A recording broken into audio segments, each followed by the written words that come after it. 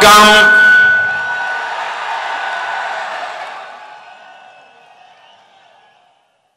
தமிழ் மக்களுக்கு என்னோட அன்பான வணக்கம். மருதம் லை முருகனுக்கு அரோஹரா. வணக்கம் to my sisters and brothers of Tamil Nadu from your fellow Chowkidar. தமிழகத்துடைய சகோதர சகோதரிகளே, உங்கள் அத்தனை பேருக்கும் இந்த காவல்காரருடைய வணக்கங்களை தெரிவித்துக் கொள்கிறேன். I'm very happy to be here in Coimbatore, the city of education and enterprise. The culture of Tamil Nadu is special. Your language is among the oldest and is the pride of the world. இன்றைக்கு இந்த கோயம்புத்தூர் நகரிலே, அதுவும் கல்வி வளமும் தொழில் வளமும் மிகுந்த இந்த நகரத்திலே நான் உங்களிடத்தில் பேசுவதில் மிக்க மகிழ்ச்சி அடைகின்றேன். இந்த தமிழ்நாடு, இந்த தமிழகத்துடைய பண்பாடு தனித்துவம் வாய்ந்தது. அதே போல இந்த தமிழ் மொழிக்கு இது ஒரு தொன்மையான மொழி மட்டுமல்ல, உலக அளவிலே மிகப்பெரிய அளப்பரிய மதிப்பை பெற்ற மொழி தமிழ் மொழியாகும். Tamil customs are popular all over the world. In a few days from now, Punthadu will be celebrated. I convey my greetings to all of you. தமிழர் பண்பாடு உலகம் முழுவதும் பிரசித்தி பெற்றதாகும். இன்னும் ஒரு சில நாட்களிலே நாம் இங்கே தமிழ் புத்தாண்டை கொண்டாட இருக்கின்றோம். என்னுடைய மனமார்ந்த வாழ்த்துக்களை உங்கள் அத்தனை பேருக்கும் தெரிவித்துக் கொள்கிறேன். I also pay homage to the great MGR and Amma Jayalalitha ji. Their thoughts continue to guide us. நான் மேலும் புரட்சி தலைவர் எம்ஜிஆர் அவர்களுக்கும் அம்மா ஜெயலலிதா அவர்களுக்கும் என்னுடைய வணக்கங்களை தெரிவித்துக் கொண்டு அவருடைய எண்ணங்கள் நம்மை வழிநடத்தும் என்பதையும் சொல்லிக் கொள்கிறேன். Friends, the Lok Sabha elections begin soon. This election will decide India's direction in the 21st century. நண்பர்களே, பாராளுமன்ற தேர்தலானது மிக அருகிலே வந்துவிட்டது. இந்த தேர்தல், இந்த பாராளுமன்ற தேர்தல் 21வது நூற்றாண்டிலே இந்த நாடு எவ்வாறு செல்ல போகிறது என்பதை வழிகாட்டும் ஒரு தேர்தலாக இருக்க போகின்றது. These elections are a contest between pro-people work of NDA and anti-people agenda of opposition. NDA's commitment of a stable government versus the opposition's desire for an unstable government so that they can enjoy power. இந்த தேர்தலானது இரண்டு கட்சிகளுக்குமான, இரண்டு கூட்டணிகளுக்குமான ஒரு போட்டியாக இருக்க போகின்றது. மக்களுக்காக பாடுபடுகின்ற தேசிய ஜனநாயக கூட்டணி ஒரு பக்கம், மற்றொரு பக்கம் மக்களுக்கு எதிராக இருக்கின்ற எதிர்கட்சிகள் அத்தனை ஒரு பக்கம். அது மட்டுமல்ல, நம்முடைய தேசிய ஜனநாயக கூட்டணி கட்சியானது ஒரு நிலையான அரசாங்கத்தை ஆட்சி செய்ய வேண்டும் என்று விரும்புகிறது. ஆனால் எதிர்கட்சிகளோ ஒரு நிலையற்ற அரசாங்கத்தை அமைத்து அதன் மூலமாக அதிகாரத்தை கைப்பற்ற துடித்துக் கொண்டிருக்கின்றது. This is a fight between our mission of serving the poor and the opposition's designs to capture power. Over the last few years, the NDA government at the center has governed with the mantra of Sabka Saath Sabka Vikas. Our development schemes have ensured ease of living for millions. அது மட்டுமல்ல, நாம் மக்களுக்காக சேவை செய்வதற்காக ஆட்சிக்கு வர நாம் விரும்புகின்றோம். ஆனால் எதிர்கட்சிகளோ அதிகாரத்தை கைப்பற்றுவதற்காக இந்த ஆட்சிக்கு வர அவர்கள் சண்டையிட்டுக் கொண்டிருக்கிறார்கள். அது மட்டுமல்ல, கடந்த 5 ஆண்டு காலத்திலே தேசிய ஜனநாயக கூட்டணியுடைய ஆட்சி நம்முடைய முக்கியமான மந்திரமான அனைவருக்காகவும் அனைவரும் உள்ளடக்கிய வளர்ச்சி என்ற ஒரு மந்திரத்தை முன்வைத்துதான் நாம் ஆட்சி செய்திருக்கின்றோம். அது மட்டுமல்ல, நம்முடைய அத்தனை வளர்ச்சி திட்டங்களும் பல கோடிக்கணக்கான மக்களுடைய வாழ்க்கையிலே மிக நிம்மதியை கொடுத்திருக்கின்றது. Friends, India can realize its true potential when our security needs are taken care of. The NDA government has attached topmost priority to our defense sector and strategic interests. நண்பர்களே, இந்தியாவிற்கு எப்பொழுதெல்லாம் பாதுகாப்பு தேவையோ அதில் நாம் உறுதியாகவும் நிலைப்பாடோடும் இருந்து கொண்டிருக்கின்றோம். தேசிய ஜனநாயக கூட்டணி நம்முடைய மிக முக்கியமான கடமையாக இந்த பாதுகாப்பு துறையும் இந்த நாட்டுடைய பாதுகாப்புகளையும் நாம் கவனம் அதிகமாக செலுத்தி வருகின்றோம். In our vision for a secure India, Tamil Nadu has a special role. This is one of the states where a modern defense corridor will come up. This will make India self-sufficient in this defense production. It will also bring investment to Tamil Nadu and give employment opportunities to the local youth. பாதுகாப்பான இந்த நாட்டை உருவாக்குவதிலே தமிழகத்துடைய பங்கு மிகப்பெரிய முக்கியமான பங்கா இருக்க போகின்றது. இந்த நாட்டில் இருக்கக்கூடிய ஒரு சில மாநிலங்களிலே முக்கியமாக பாதுகாப்புத்துறை தளவாடங்கள் சம்பந்தப்பட்ட மையங்கள் அமைக்கப்பட இருக்கின்றன. ஆகவே அது தமிழகத்தில் அமைக்கப்பட இருக்கின்றோம். இது நம்முடைய நாட்டை இந்த ராணுவத்திலே சுய சார்புள்ள தன்மையாக நம்மை மாற்றிவிடும். அது மட்டுமல்ல, இது தமிழகத்திற்கு அதிகமான முதலீடுகளை கொண்டு வருவது மட்டுமல்ல, அதன் மூலமாக பல்லாயிரக்கணக்கான இளைஞர்களுக்கு புதிய வேலை வாய்ப்புகளை உருவாக்கின்ற ஒரு திட்டமாகவும் இது இருக்கும். Friends, I am sad to say that the opposition has no plan when it comes to national security. Their soft attitude made India helpless in front of forces of terror for many years. When they were in power, innocent Indians became targets of terrorists. Attacks happened in many cities, but the Congress did little. நண்பர்களே, இந்த எதிர்க்கட்சிகள் நிற்கும் பொழுது மிகவும் சோகமாக இருக்கின்றது. இந்த எதிர்க்கட்சிகளானது இந்த நாட்டுடைய பாதுகாப்பை குறித்து கொஞ்சம் கூட கவலைப்படாமல் இருந்து கொண்டிருக்கின்றது.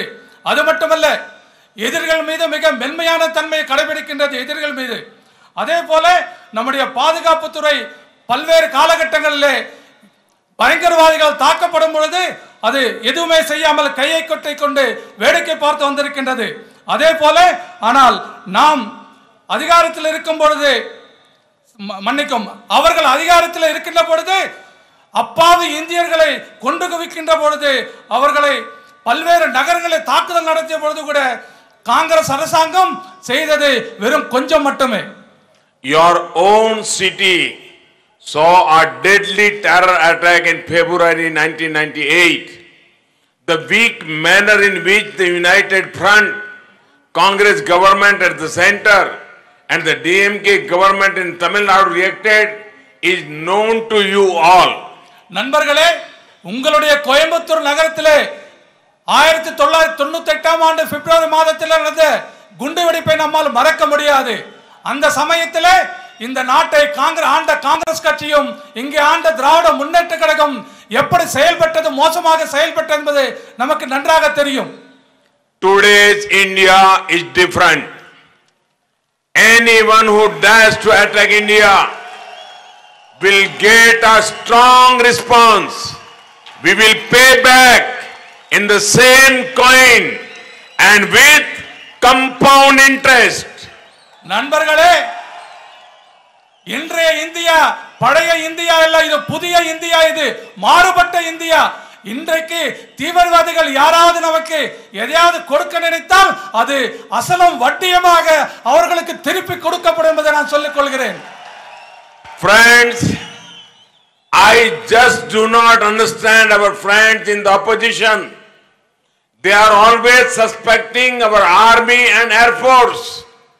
They keep asking, did surgical strike happen? Did air strike happen?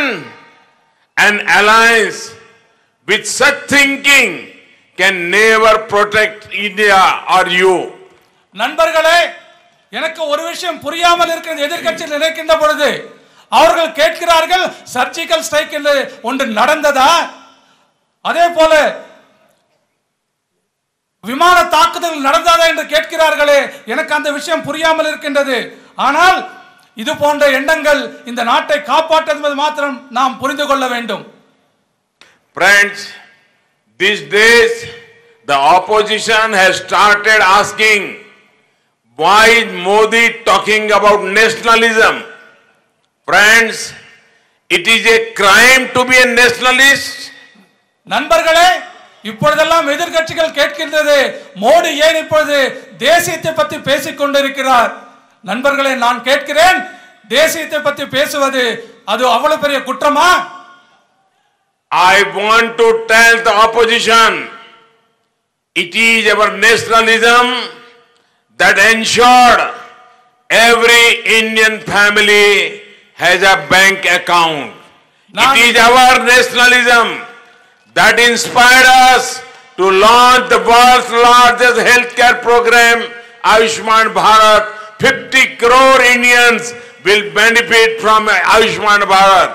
நண்பர்களே, எதிர்க்கட்சிக்காரர்கள் நான் சொல்லிக்கொள்ள விரும்புகின்றேன், இந்த தேசிய தன்மைதான் ஒவ்வொரு இந்தியருக்கும் அவர்களுக்கு வங்கியிலே கணக்குகள் ஆரம்பிப்பதற்கு உதவியாக இருந்தது. இதே தேசிய தன்மைதான் அத்தனை பேருக்கும், இந்த நாட்டில் இருக்கக்கூடிய 50 கோடி பேருக்கும் ஆயுஷ்மான் பாரத் என்கின்ற சுகாதார திட்டத்தை நம்மால் கொடுக்க முடிந்தது. It is our nationalism that motivated us to provide electricity in more than 18,000 villages. It is our nationalism that led us to start the Pradhan Mantri Shram Yogi Man Dhan Yojana, which will give pension cover to 42 crore Indians. இந்த தேசிய தன்மைதான் இந்த நாட்டில் இருக்கக்கூடிய 18,000 கிராமங்களுக்கு நம்மால் மின்சாரத்தை கொடுக்க முடிந்தது. இந்த தேசிய தன்மைதான் நம்முடைய பிரதம மந்திரியுடைய மன்தன் யோஜனா திட்டத்தின் மூலமாக 42 கோடி மக்களுக்கு நம்மால் ஓய்வூதிய திட்டத்தை கொடுக்க முடிந்தது. It is our nationalism that enabled us to give shelter to lakhs of Indians. Through PM Awas Yojana, 1.5 crore houses have been constructed in 5 years, while UPA could construct only 25 lakh houses in 10 years. இந்த தேசிய தன்மைதான் நம்மால் இந்த நாட்டில் இருக்கக்கூடிய ஏழை மக்களுக்கு வீடு கட்டி தர முடிந்தது. நம்மளுடைய பிரதம மந்திரி வீடு கட்டுகின்ற திட்டத்தின் மூலமாக 1.5 கோடி வீடுகள் இந்த 5 ஆண்டு காலத்திலே கட்டி கொடுத்திருக்கின்றோம். ஆனால் கடந்த யூபி அரசாங்கமோ வெறும் 25 லட்சம் வீடுகளை மட்டுமே கட்டி கொடுத்திருக்கின்றது.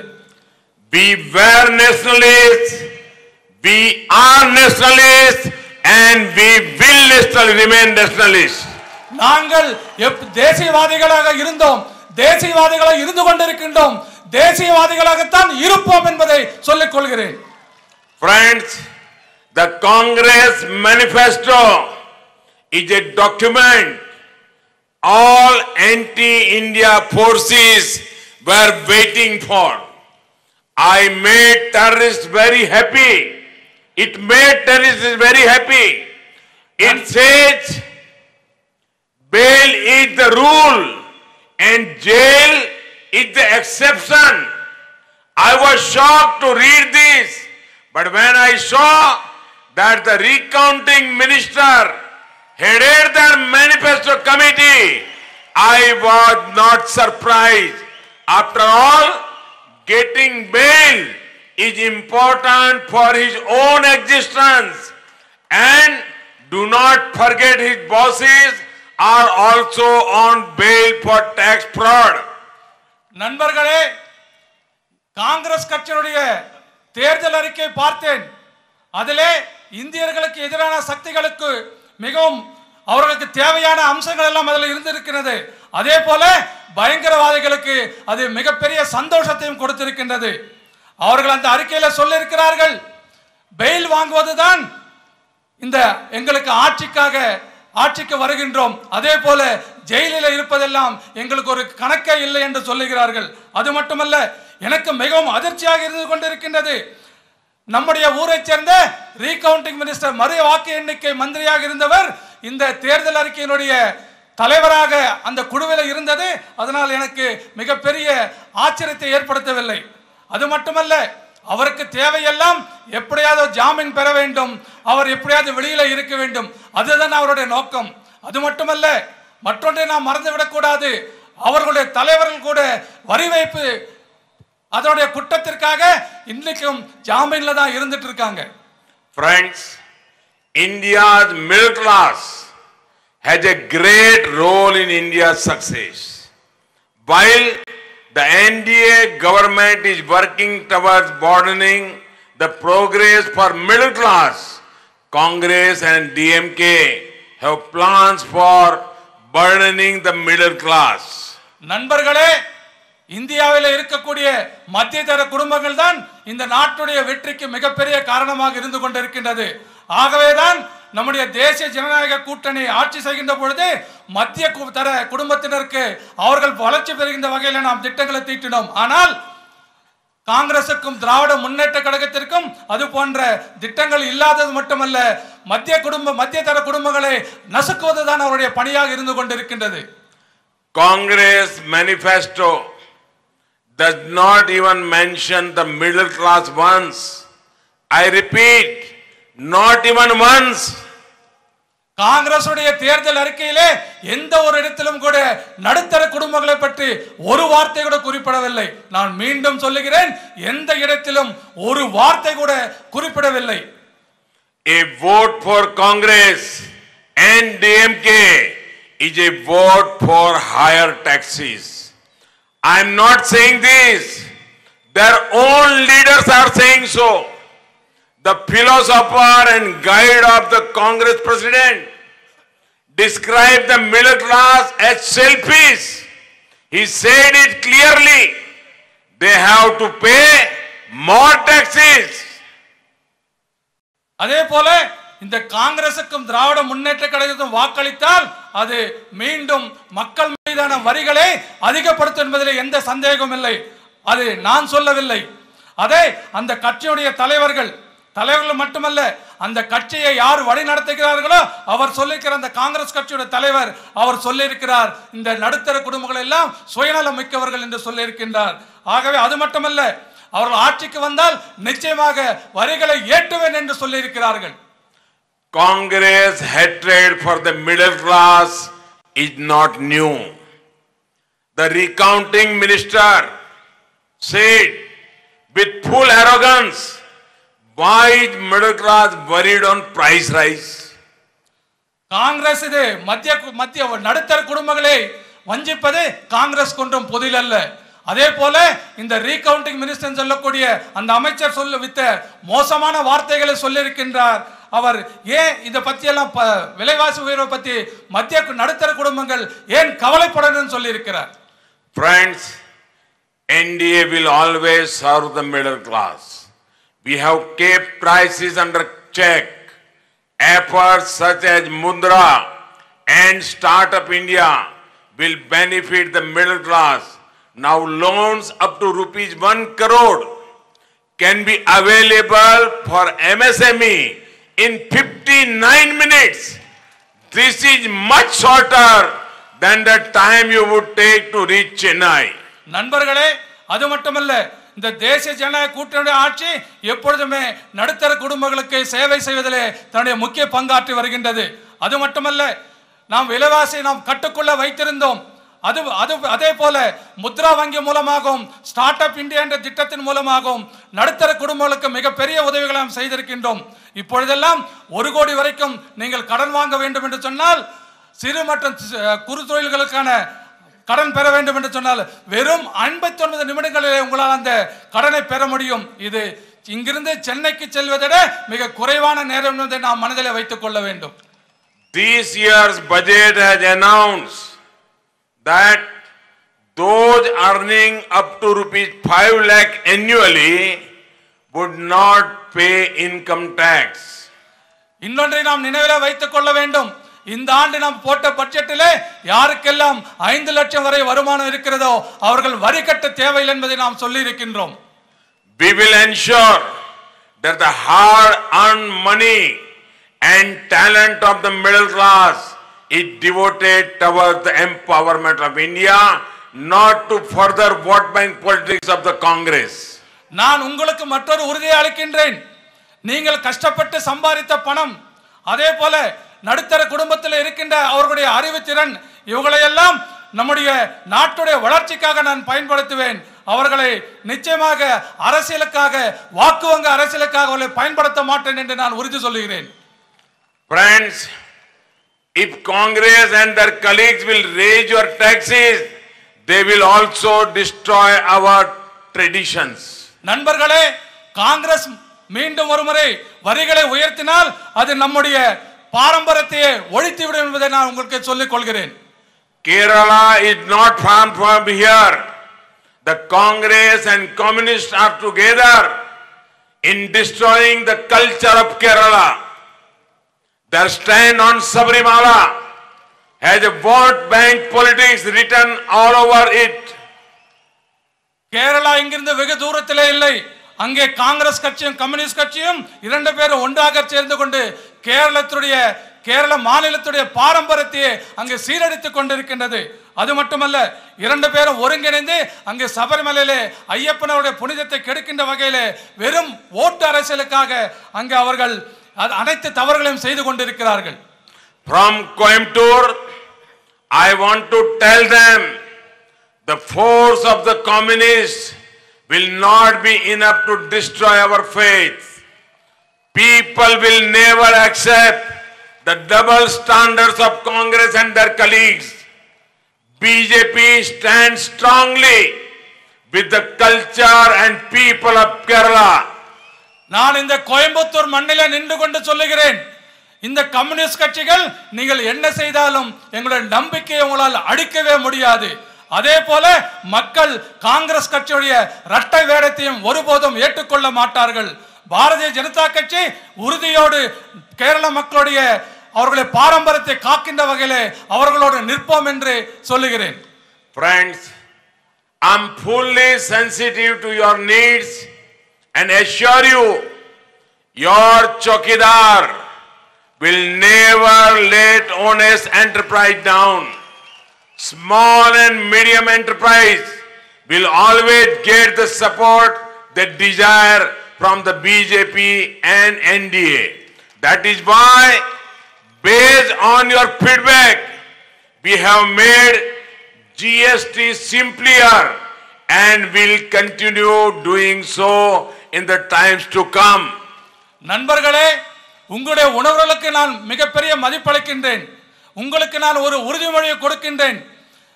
பாரதிய ஜனதா கட்சி உங்களை எப்பொழுதும் இந்த சிறு மற்றும் குறு தொழில்களை ஒருபோதும் உங்களை கைவிடாத மட்டுமல்ல, நிச்சயமாக உங்களுக்கு என்ன தேவை இருக்கின்றதோ அதை பாரதிய ஜனதா கட்சியும் தேசிய ஜனநாயக கூட்டணியும் நிறைவேற்றும் என்று சொல்லுகிறேன்.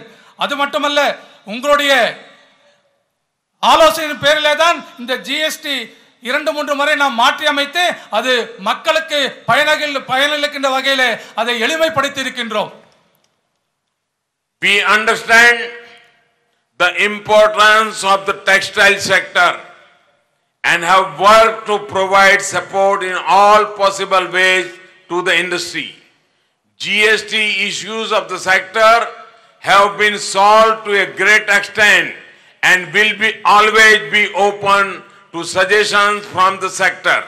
நமக்கு நன்றாக புரிகிறது, இங்க இருக்கின்ற ஆடை தயாரிப்பு நிறுவனங்களுடைய உங்களுடைய பிரச்சனை என்னவென்று நம்மால் புரிந்து கொண்டு உங்களுக்கு நாம் ஆதரவாக நிற்பதற்கு உறுதியோடு இருந்து கொண்டிருக்கின்றோம்.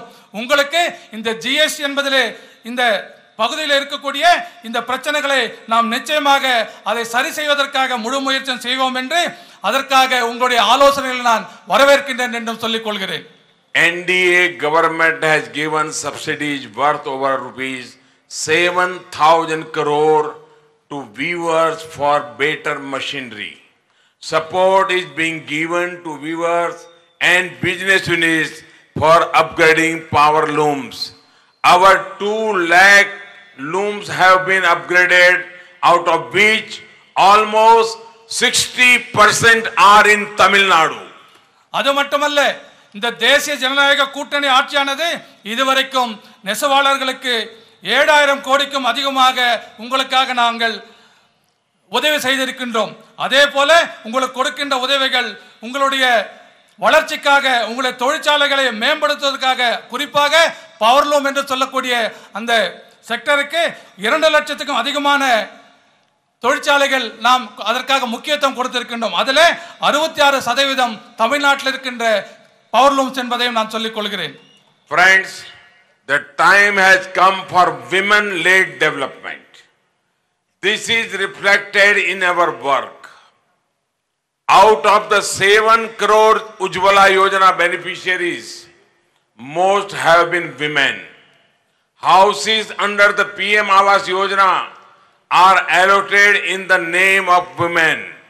The maternity bill was amended during our tenure to give maternity leave of 26 instead of the 12 earlier.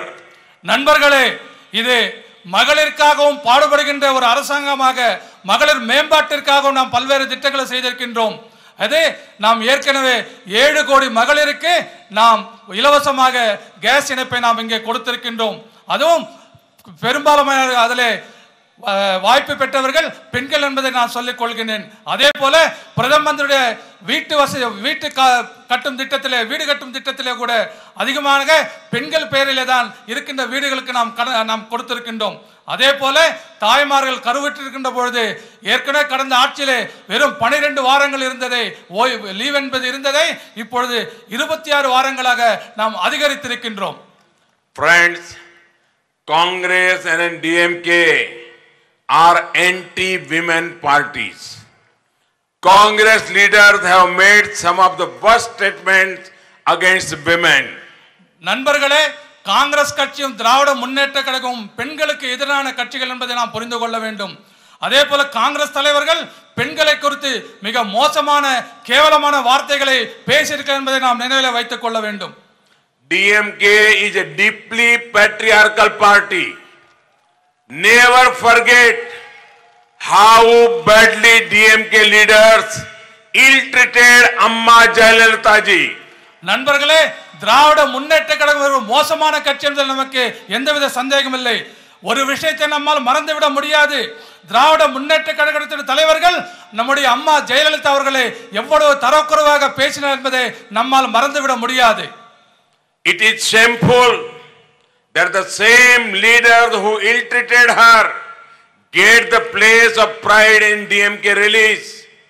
Can such a party ever protect the women of Tamil Nadu? நண்பர்களே, இது மிகவும் திராவிட முன்னேற்ற கழகத்துடைய கூட்டங்களில் தேர்தல் கூட்டங்களில் பேசுகின்ற பொழுது அம்மா அவர்களை மிகவும் மோசமாக பேசி வருகின்றார்கள். அது மட்டுமல்ல, இது போன்ற கட்சிகள் இங்கே இருக்கின்ற தமிழ்நாட்டில் இருக்கின்ற மகளிரை காப்பாற்றும் என்று நீங்கள் நம்புகிறீர்களா? Friends, our policies are based on your feedback. While preparing the Sankalpa Patra, our manifesto, we got valuable feedback from the people of Tamil Nadu and other parts on better use of water resources. நண்பர்களே, நம்முடைய கொள்கைகளானது மக்களிடத்தில் உங்களிடத்தில் வருகின்ற ஆலோசனைகளின் பேரில் தான் நாம் செய்து கொண்டிருக்கின்றோம். அது மட்டுமல்ல, நாங்கள் இப்பொழுது ஒரு உறுதிமொழி பத்திரம் கொடுத்திருக்கின்றோம், தேர்தல் அறிக்கை. அதிலே கூட தமிழகத்திலிருந்து வந்த ஆலோசனை அத்தனை ஏற்றுக்கொண்டிருக்கின்றோம். அதில் முக்கியமான ஆலோசனையானது எப்படி நாம் நீரை சேகரிப்பது என்பதை குறித்து அதிலே நாம் சேர்த்திருக்கின்றோம். Water shortage is one of the major challenges facing the world. India stands ready to take the lead in solving the issue. Our Sankalpa Patra assured a separate ministry to solve water problems. A special task force would be made to ensure proper use of water resources. அதே போல வருங்காலத்திலே தண்ணீர் பற்றாக்குறை மிகப்பெரிய அச்சுறுத்தலாக இருந்து கொண்டிருக்கின்றது உலகம் முழுவதும். ஆனால் இந்தியா அதை எவ்வாறு சரி செய்வது குறித்து நாம் அதிலே முக்கியமாக பங்காற்றிக் கொண்டிருக்கின்றோம்.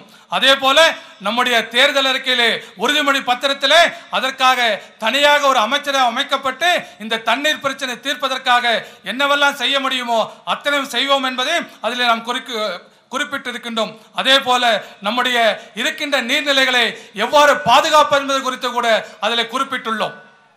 We would be working with a mission mode on cleaning and linking our rivers, strengthening water conservation, using technology for better irrigation methods and rainwater harvesting. We have already announced a separate ministry for fishermen welfare. அது மட்டுமல்ல, நாம் இதற்காக ஒரு தனியாக ஒரு போர்க்கால அடிப்படையிலே எப்படி தண்ணீரை சுத்தப்படுத்துவது, நதிகளை எவ்வாறு இணைப்பது, அதே போல நதியில் இருக்கக்கூடிய தண்ணீரை எவ்வாறு பாதுகாப்பது, புதிய உத்திகளை கையாண்டு அதன் மூலமாக எப்படி நாம் நீர்ப்பாசன முறையை மேம்படுத்துவது, அதே போல கடல் நீரை குடி தண்ணீராக மாற்றுவது, அத்தனைக்கு மேலாக மழை நீரை எவ்வாறு சேமிப்பது, இதற்காக மிகப்பெரிய திட்டங்களை நாம் செய்திருக்கின்றோம். அது மட்டுமல்ல, ஏற்கனவே மீனவர்களுக்காக தனி அமைச்சரகம் அமைக்கப்படும் என்பதை நாம் ஏற்கனவே உறுதியளித்திருக்கின்றோம். Friends, these elections are special. My young friends born in the 21st century will be taking part in the democratic process for the first time. நண்பர்களே, இந்த தேர்தலானது மிகவும் ஒரு வித்தியாசமான ஒரு தேர்தலாகும். என்னுடைய இளைய சகோதரர்கள், இளைய நண்பர்கள் யாரெல்லாம் இந்த நூற்றாண்டிலே பிறந்தார்களோ அவர்களெல்லாம் இந்த முறை ஜனநாயக தேர்தல் திருவிழாவிலே பங்கேற்க போகிறார்கள். In Tamil Nadu, those who cross the age of 18 will vote on the 18th April. I welcome all the first time voters. தமிழ்நாட்டிலே யாரெல்லாம் இளைஞர்கள் 18 வயதை பூர்த்தி செய்திருக்கிறார்களோ அத்தனை பேரும் வருகின்ற 18ஆம் தேதி அன்றைக்கு வாக்களிக்க இருக்கின்றார்கள். அவர்கள் அத்தனை பேரையும் நான் வருக வருக என்று வாக்களிக்க வரவேற்கின்றேன். Young friends, there are occasions that people cherish for their entire life. Remember the first day you went to school, or when you spoke your first word as little children, how happy everyone was. When a youngster gets his or her first salary, there is a tradition to give a part of the salary to a religious place. நண்பர்களே, இந்த இளைஞர்களுக்கு ஒரு சில விஷயங்களை நம்மால் வாழ்நாள் முழுவதும் மறக்க முடியாமல் இருக்கின்ற ஒரு விஷயங்கள் இருந்து கொண்டிருக்கிறது. அதில் முதலாவதாக, என்றைக்கு நாம் முதலாக பள்ளிக்கூடத்திற்கு சென்றோமோ அது நம் நினைவிலே பசுமையாக இருக்கும். அது மட்டுமல்ல, என்றைக்கு நாம் முதலாக பேசினோமோ அதுவும் நம்முடைய நினைவிலே பசுமையாக இருக்கும். இதெல்லாம் நமக்கு எவ்வளவு மகிழ்ச்சி தரக்கூடிய நினைவுகள் என்பதை நாம் புரிந்து கொள்ள வேண்டும். அது மட்டுமல்ல, முதலாக நாம் சம்பளத்தை வாங்குகின்ற பொழுது, மாத சம்பளத்தை வாங்குகின்ற பொழுது அதிலே ஒரு பகுதியை நம்முடைய மத சார்பற்ற விஷயங்களுக்காக நாம் கொடுப்பது எவ்வளவு மகிழ்ச்சியை கொடுக்கும் என்பதை நமக்கு எல்லாருக்கும் தெரியும். Friends, just like people devote their first salary for something pure and memorable, I urge you all to devote your first vote for a higher cause. நண்பர்களே, எப்படி நீங்கள் முதலாக வாங்கிய சம்பளத்தை ஒரு நல்ல காரியத்துக்காக பயன்படுத்துகிறீர்களோ அதே போல உங்களுடைய முதல் வாக்குகளையும் ஒரு நல்ல காரியத்திற்கு பயன்படுத்த வேண்டும் என்று நான் உங்களை கேட்டுக்கொள்கிறேன். Cast your first vote for a better future of the nation. நல்ல நாட்டின் வளர்ச்சிக்காக உங்களுடைய முதல் ஓட்டை நீங்கள் போட வேண்டும் என்று கேட்டுக்கொள்கிறேன். Cast your first vote to strengthen the hands of all nationalists. நீங்கள் இந்த நாட்டில் இருக்கக்கூடிய தேசியவாதியுடைய கைகளை பலப்படுத்துகின்ற வகையிலே உங்கள் முதல் வாக்குகளை நீங்கள் போட வேண்டும் என்று நான் உங்களை கேட்டுக்கொள்கிறேன். Cast your first vote so that the life of the hard working farmer changes for the better. உங்களுடைய முதல் ஓட்டை இங்கே விவசாயிகள் எவ்வாறு சிரமப்பட்டு வேலை செய்கிறார்கள் அவர்கள் மேம்பட அவர்களுக்காக உங்களுடைய வாக்குகளை அளிக்குமாறு உங்களை கேட்டுக்கொள்கிறேன். Cast your first vote for the power of the truth and stability. உங்களுடைய முதலாக நீங்கள் போடுகின்ற வாக்கு இந்த நாட்டுடைய சக்திக்காகவும் இந்த நாட்டுடைய தன்மை கெட்டு போகாமல் இருப்பதற்காக நிரந்தர ஆட்சி இருப்பதற்காக உங்களுடைய வாக்குகளை அளிக்குமாறு கேட்டுக்கொள்கிறேன். Give the message that you believe in development, not divisive and dynastic politics. You will never forget your first vote. Years later, you will always remember that your first word contributed towards a better India. நீங்கள் ஒரு செய்தியை இந்த நாட்டிற்கு சொல்ல வேண்டும். நீங்கள் நிச்சயமாக இந்த நாட்டை பிரித்தாளுகின்ற குடும்ப அரசியல் செய்து வருகின்றவர்களுக்கு உங்கள் வாக்குகளை அளிக்க மாட்டோம் என்று நீங்கள் உறுதி கொள்ள வேண்டும். அதே போல ஏதோ ஒரு காலத்திலே நிச்சயமாக உங்களால் மறக்க முடியாது, ஆண்டுகள் கழிந்த பிறகு கூட உங்களால் நினைவில் கொள்ள முடியும், ஒரு நல்ல கட்சிக்கு ஒரு நல்ல ஆட்சிக்காக என்னுடைய முதல் வாக்கை அளித்தேன் என்ற பெருமை உங்களுக்கு எப்பொழுதுமே இருக்கும். Friends, 130 crore people of India have great faith in the NDA government. They know that what was impossible earlier is now becoming possible. நண்பர்களே, 130 கோடி இந்தியர்களுக்கு இப்பொழுது தேசிய ஜனநாயக கூட்டணி மீது மிகப்பெரிய ஒரு நம்பிக்கை வந்திருக்கின்றது. அவர்களுக்கு தெரியும், இதற்கு முன்பாக இது போல நடக்க முடியாத விஷயங்கள் எல்லாம் இப்பொழுது சாத்தியமாகி கொண்டிருக்கின்றது. அவர்கள் அத்தனை பேருக்கும் புரியும்.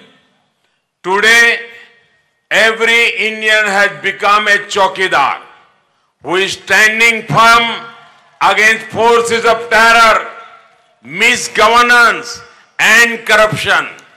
நண்பர்களே, இன்றைக்கு ஒவ்வொரு இந்திய குடிமகனும் காவலாளிதான். அவர்கள் அத்தனை பேரும் இந்த நாட்டுடைய தீவிரவாதிகளுக்கு எதிராகவும் இந்த நாட்டிலே தவறான ஆட்சி செய்வதற்கு எதிராகவும் ஊழலுக்கு எதிராகவும் காவல்காரர்களாக இருந்து கொண்டிருக்கிறார்கள். On the 18th, I urge you all to vote in large numbers and bless the NDA.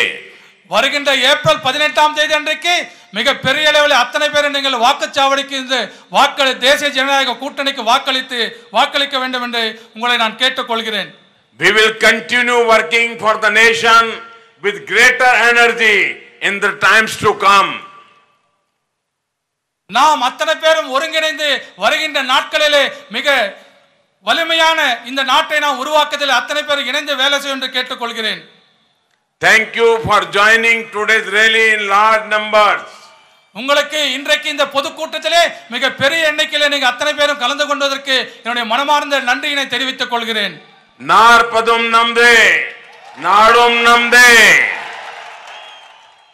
Bharat Mata ki Jai. Bharat Mata ki Jai. Bharat Mata ki Jai. Thanks to everybody. Vanakkam.